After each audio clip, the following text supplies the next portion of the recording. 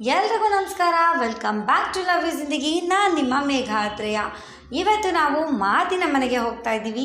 ಮಾತಿನ ಮನೆ ಅಂದರೆ ಎಷ್ಟೊಂದು ಜನಕ್ಕೆ ನನ್ನ ಕಾಂಟ್ಯಾಕ್ಟ್ ಲಿಸ್ಟಲ್ಲಿ ಗೊತ್ತು, ಎಷ್ಟೊಂದು ಜನಕ್ಕೆ ಗೊತ್ತಿಲ್ಲ. ಇಲ್ಲಿ ತುಂಬಾ ವಿಶೇಷತೆಗಳಿದೆ. ಅದರಲ್ಲೂ ಇವತ್ತು ತುಂಬ ವಿಶೇಷವಾದ ಒಬ್ಬರು ವ್ಯಕ್ತಿ ಬರ್ತಿದ್ದಾರೆ. ನಮ್ಮ ಹಿರೇಮಗಳೂರು ಕಣ್ಣನ್, ನಮ್ಮ ಎಲ್ಲರ ಪ್ರೀತಿಯ ಕಣ್ಣನ್ ಮಾಮ. ಅವರ ಮಾತು ಹರಟೆ ಎಲ್ಲ ನಿಮಗೆ ಗೊತ್ತೇ ಇದೆ. ಅವರ ಜ್ಞಾನ ಎಷ್ಟು ಮಟ್ಟಿಗಿದೆ ಅನ್ನೋದು ಕೂಡ ನಿಮಗೆ ಗೊತ್ತಿದೆ.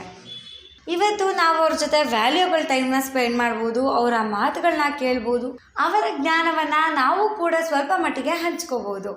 ಸೊ ಇನ್ಯಾಕೆ ತಡ, ಬನ್ನಿ ಬೇಗ ಬೇಗ ಮಾತಿನ ಮನೆಗೆ ಹೋಗೋಣ. ಮಾತಿನ ಮನೆ ಪರಿಚಯ ಕೂಡ ಮಾಡಿಕೊಡ್ತೀನಿ, ಹಾಗೆ ಪ್ರೋಗ್ರಾಮ್ ಕೂಡ ತೋರಿಸ್ತೀನಿ. ಇವಾಗ ನಾವು ಹೋಗ್ತಾ ಇರೋ ಮಾತಿನ ಮನೆ ಇರೋದು ಚಾಮರಾಜಪೇಟೆಯಲ್ಲಿ. ಇಲ್ಲಿ ಇವಾಗ ಸದ್ಯಕ್ಕೆ ನಾನು ಮಾರ್ಕೆಟ್ ಹತ್ರ ಇದ್ದೀನಿ. ಈ ಫ್ಲೈಓವರ್ ಹತ್ಕೊಂಡು ಹೋಗೋಣ. ಇಲ್ಲಿಂದ ಮುಂದೆ ಹೋಗಿ ಲೆಫ್ಟ್ ಸಿಗುತ್ತೆ. ಅಲ್ಲಿಂದ ಚಾಮರಾಜಪೇಟೆಗೆ ಅಂತಲೇ ಒಂದು ಸಪ್ರೇಟ್ ದಾರಿ ಇದೆ. ಅಲ್ಲಿ ಹೋಗಿ ಇಳಿದ್ರೆ ಬರೀ 2 ಮಿನಿಟ್ಸ್ ರೋಡ್ ಅಷ್ಟೇ. ಬನ್ನಿ ಬೇಗ ಬೇಗ ಹೋಗೋಣ.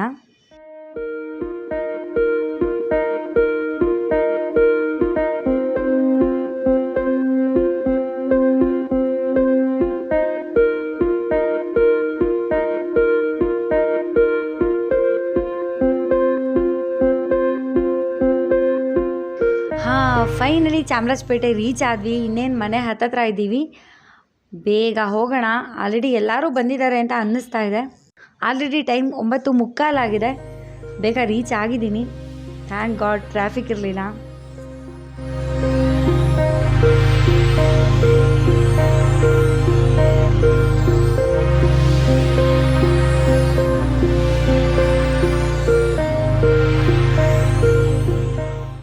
ಇದೇ ನೋಡಿ ನಮ್ಮ ಮಾತಿನ ಮನೆ. ಬರೀ ಮಾತಿನ ಮನೆ ಅಷ್ಟೇ ಅಲ್ಲ, ಒಂಥರ ಹೃದಯಗಳ ಸಂಗಮ ಅಂತಲೇ ಹೇಳ್ಬೋದು. ಇದು ಶ್ರೀ ಕುಟೀರ ಅಂತ ಈ ಮನೆ ಹೆಸರು. ಕೆಳಗಡೆ ನೋಡ್ತಿದ್ದೀರಾ ಸುರಂ ಸುಮಮ್ ಅಂತ. ಸುರಂ ಸುಮಮ್ ಅಂತ ಇದೆಯಲ್ಲ, ಏನಿದು ಅಂತ ಅನ್ಕೋತಾ ಇರ್ಬೋದು ನೀವು. ಅದಕ್ಕೆ ಒಂದು ಮೀನಿಂಗ್ ಕೂಡ ಇದೆ. ಹಾಗೆ ಇವರ ಫ್ಯಾಮಿಲಿ ನೇಮ್ ಕೂಡ ಹೌದು. ಎಲ್ಲರ ಹೆಸರಿನ ಮೊದಲನೇ ಅಕ್ಷರ ತಗೊಂಡು ಆ ಹೆಸರು ಮಾಡಿರೋದು. ಅದನ್ನೆಲ್ಲ ಮಾತಿನ ಮನೆಯ ಒಡೆಯರ ಹತ್ರನೇ ನಿಮಗೆಲ್ಲ ಒಂದಿನ ಇಂಟ್ರೊಡ್ಯೂಸ್ ಮಾಡಿಸ್ತೀನಿ. ಇವರೇ ನೋಡಿ ಈ ಮಾತಿನ ಮನೆಯ ಒಡೆಯ ರಾಸು ವೆಂಕಟೇಶ್ ಅಂತ. ಈ ಮನೆ ಒಳಗಡೆ ಬಂದ್ರೇ ಒಂಥರ ಪಾಸಿಟಿವ್ ವೈಬ್. ತುಂಬ ಕ್ರಿಯೇಟಿವ್ ವ್ಯಕ್ತಿ ಇವರು, ಹೇಗೆ ಅಂತಲೂ ಹೇಳ್ತೀನಿ. ಹಾಗೆ ಒಬ್ಬರು ಕವಿ ಕೂಡ, ಬರಹಗಾರರು, ಒಳ್ಳೆ ಬರಹಗಾರರು, ಒಳ್ಳೆ ವಾಯ್ಸ್ ಓವರ್ ಆರ್ಟಿಸ್ಟ್ ಕೂಡ, ತುಂಬ ಒಳ್ಳೆ ಟೆಕ್ನಿಷಿಯನ್, ತುಂಬ ಒಳ್ಳೆ ಹೃದಯವಂತ. ಇನ್ನು ಏನೇನು ಹೇಳಬೇಕು.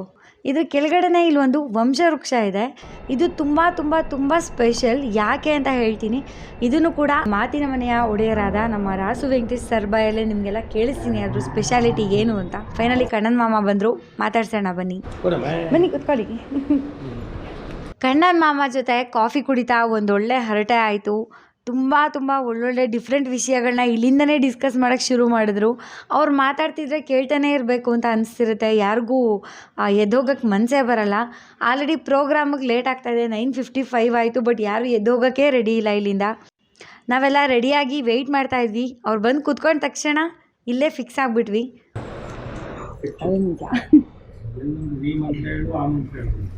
ಈ ಹೆಣ್ಮಕ್ಳು ಇವತ್ತು ಬೆಳಿಗ್ಗೆ ಆ ಸಪ್ಪ ಅಂದರು, ಇನ್ನಷ್ಟು ಕಷ್ಟ ಕೊಡಬೇಡ ಎನ್ನಲಾರೆ ಮತ್ತಷ್ಟು ಕಷ್ಟ ಕೊಡು ಸಹಿಸುವಾಗಿ. ಗಂಡ ಅವ್ರ ಕಾಫಿ ತಗೊಂಡು ಬಂದಿದ್ದಕ್ಕೆ ಜಗಳ ಮಾಡ್ಕೊಂಡು ಹೋಗೋದು. ಕಾಫಿ ಇನ್ಸಲ್ಟ್ ಮಾಡ್ತೀಯ ಅಂತಂದು. ನಮಸ್ಕಾರ, ಕೂತ್ಕೊಳ್ಳಿ. ಹೇಗಿದ್ದೀರಿ? ಚೆನ್ನಾಗಿ. ನಮ್ಮ ಮಾನಸ್ಪುತ್ರಿಯ ತಂದೆ ಚೆನ್ನಾಗಿದ್ದೀರಿ? ಬನ್ನಿ. ಹಿರೇ ಮಗಳು ಒಂದ್ಸರಿ ಮೀಟ್ ಮಾಡಿದ್ವಿ. ಭೇಟಿ ಮಾಮ ಇಡ್ತೀನಿ ನಾನು. ಸುಂದರಿ ರೆಡಿ ಇದ್ದಾಳ? ನಮಸ್ಕಾರ. ನಮಸ್ಕಾರ. ಏನ್ ನಿನ್ನ ಹೆಸರು? ನಮಗೆ ಭಟ್ರ ಕೆಲಸದಲ್ಲಿ ಆ ಥರ ಹಿಂದ್ಗಡೆ ಬರುತ್ತೆ. ಹಿಂದ್ಗಡೆ ಬಂದಿದೆ. ತುಂಬ ಕಾರ್ಯಕ್ರಮಗಳಿರ್ತದೆ. ಅದಕ್ಕೆ ಎಲ್ಲರೂ ನಿನ್ನೆ ಹೋದೆ. When you are busy your life easy. ಎಂತ ಚಂದಾದ ವಾಕ್ಯ. ಅದರಿಂದ ಯಾವತ್ತೂ ಪ್ಲಾನ್ಸ್ ಇಟ್ಟಲ್ಲ, ಅದೊಂದು ಮೈಂಡ್ ಕಮ್ಸ್ ಟು ಡೆವಿಲ್ ಅಂತ. ಮನುಷ್ಯನ ಸೃಜನಶೀಲತೆನೇ ಹೋಗ್ತದೆ. ಅದು ಏನು ಗೊತ್ತಾ, ನಿಮ್ಗೆ ಭಾರಿ ನಗು ಬರುತ್ತೆ.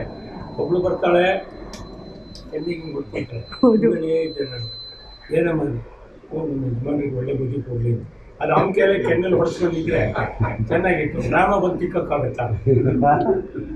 ಅವ್ನು ಬರ್ತಾನೆ, ನನ್ನ ಮನೆಯವ್ರು ಒಳ್ಳೆ ಬುದ್ಧಿ ಕೊಡಪ್ಪ. ಈಗ ಅವ್ರು ಬಂದರೆ ಅವರು ಎಲ್ಲಕ್ಕೆ ಆಗಿದೆ ತಿಳ್ಕೊಬೇಕು, ಯಾರು ಏನಾರು ಮಾಡ್ತಾರೆ. ದೇವ್ರುಗಳು ಅಟ್ಲೀಸ್ಟು ಪರವಾಗಿಲ್ಲ. ಇಲ್ಲಿ ರಾಮಕೃಷ್ಣ ಆಶ್ರಮ ಇದೆಯಲ್ಲ, ಶಾರದಾ ಪೀಠ ಇದೆಯಲ್ಲ, ಆ ಬಂಡೆ ಮೇಲೆ ಹೋಗ್ಬಿಟ್ಟು ಬ್ರಿಸ್ಕ್ವಾಗಿ ಮಾಡ್ತಿರ್ತಾರೆ. ಅಂದರೆ 3 ರೌಂಡ್ ಪ್ರದಕ್ಷಿಣೆ ಬರಬೇಕಲ್ಲ, ಎಷ್ಟು ಸ್ಪೀಡಾಗಿ ನಡ್ಕೊಂಡು ಹೋಗ್ತಾರೆ ಗೊತ್ತಾ. ಅಲ್ಲಿ ನನಗೆ ನಗಬೇಕೋ ಬೇಜಾರು ಮಾಡ್ಕೋಬೇಕೋ ಗೊತ್ತಾಗಲ್ಲ. ನಾನು ಹೇಳಿದೆ, ಆ ಶಾರದಾ ಮಣ್ಣಿ ನೋಡೋದನ್ನ ವರದ ಅಂತ ನೋಡ್ಬಿಟ್ಟಿದ್ರೆ ವರದ ಅಂತ ಕೊಡ್ತಿದ್ದ. ಸಾಹಿತ್ಯ ಹೆಂಗೇನೋ ಸ್ವಾಮೀಜಿ ಮುಂದೆ ಅಂದರೆ ಹೇಗಾಗುತ್ತೆ, ಯಾಕಾಗಲ್ಲ. ನಾನು ಹಿರೇ ಮಗಳು, ನಾನೇ ಸಾಕ್ಷಿ.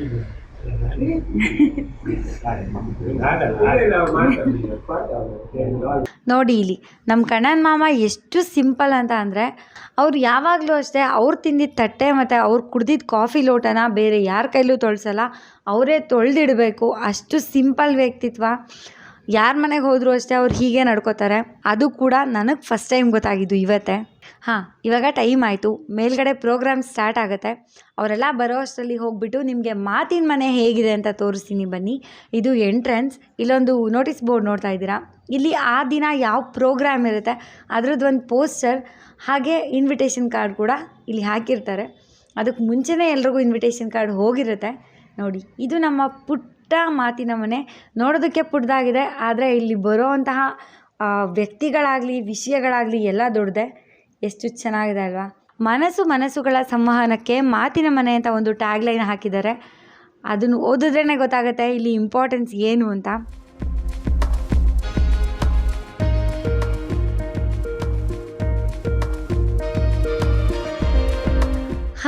ಫೈನಲಿ ನಮ್ಮ ಓನರ್ ರಾಸು ವೆಂಕಟೇಶ್ ಸರ್ ಬಂದರು. ಇವಾಗ ಗೆಸ್ಟ್ಗಳೆಲ್ಲ ಬರ್ತಿದ್ದಾರೆ, ವೆಲ್ಕಮ್ ಮಾಡೋಣ. ಕಣ್ಣನ ಮಾಮನೂ ಬಂದರು.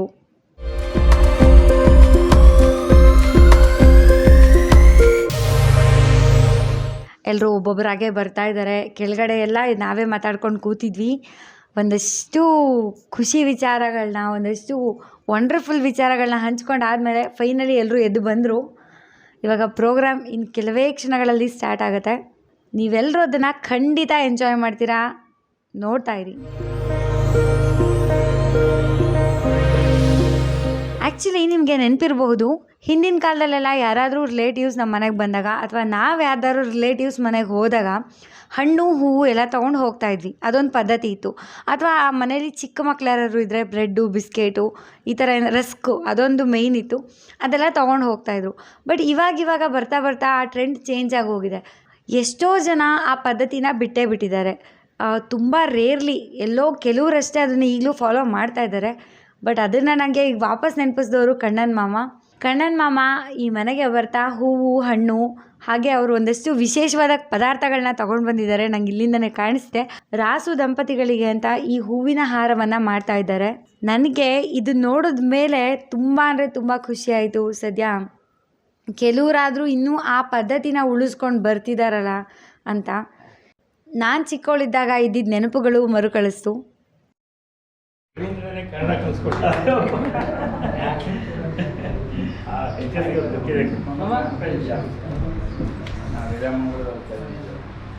ಬರೀತಾ ಇದ್ದೀವಿ, ನೆನಪು ಮಾಡ್ತಾ ಇದ್ದೀವಿ. ಪ್ರಧಾನ ಗುರುದತ್ತವರು ಬರೆದಿತ್ತು ಸಮಗ್ರವಾಗಿರೋ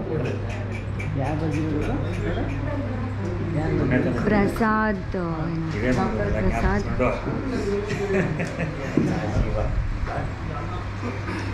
ಹಿರೇಮಗಳೂರಿಗೆ ಕೃಷ್ಣ ಆಗ್ಬಿಟ್ಟಿದ್ದೀರಾ ನೀವು? ಹಿರೇಮಗಳೂರಿಗೆ ಕೃಷ್ಣ ಆಗ್ಬಿಟ್ಟಿದ್ದೀರಾ? ಇದು ಡ್ಯಾಮೇಜಿಂಗ್ ಸ್ಟೇಟ್ಮೆಂಟಾ ಅಥವಾ ಹೋಗ್ಲಿದೆ? ಆ ಮಗಳು ಅನ್ನೋ ಪದ ಹೆಂಗೆ ಅಂದರೆ, ಸುಕ್ಕುಗಟ್ಟಿದ ಸೌಮ್ಯರಿತದ ಗಂಡಸರ ಮುಖಕ್ಕೆ ಸ್ತ್ರೀ ಇದ್ದಂತೆ. ಅಲ್ಲ, ನಮಗೆ ಮಾತ್ರ ಇಸ್ತ್ರಿ ಇಲ್ಲ ಅಂದ್ರೆ ಬಟ್ಟೆ ಮುದುಡುತ್ತದೆ, ಸ್ತ್ರೀ ಇಲ್ಲ ಅಂದ್ರೆ ಹೊಟ್ಟೆ ಮನಸ್ಸು ಎರಡೂ ಮುದುಡುತ್ತದೆ. ಸೂಪರ್.